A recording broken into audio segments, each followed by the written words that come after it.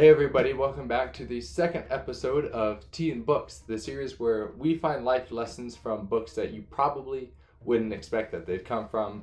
And we're going to be talking again about Lord of the Rings.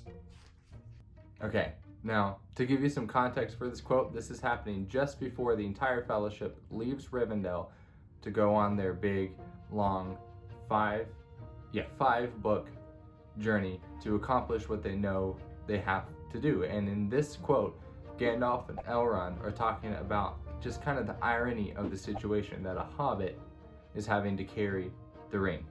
Okay, so let's get to the quote. All right, here's the quote. It's on page 269 in my version. It's probably different in yours, but the chapter is the Council of Elrond. Okay, here we go.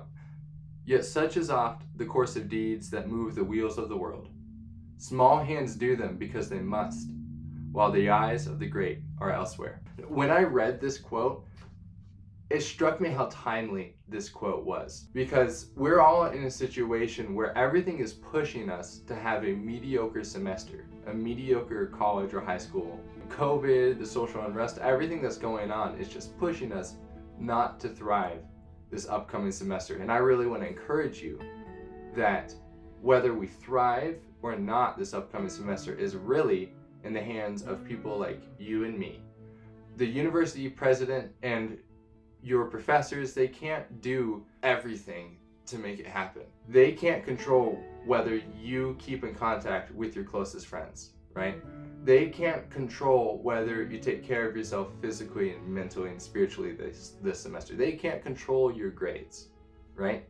But you and I, we can control our grades. We can control those things. So I just want to give you agency and encourage you with the fact that throughout history, oftentimes, it is the people that are not in official positions of authority that are moving the wheels of the world. And even the people that ended up in big positions of authority or exerted massive influence on the world, they didn't start out that way, right?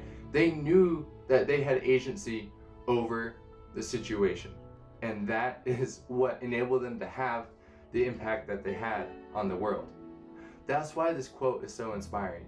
Because even if you're an incoming freshman, you can still have a massive impact on the culture of your university. Or don't be the thermometer, be the thermostat, right? So when you go into this college semester, endeavor to change the temperature on campus.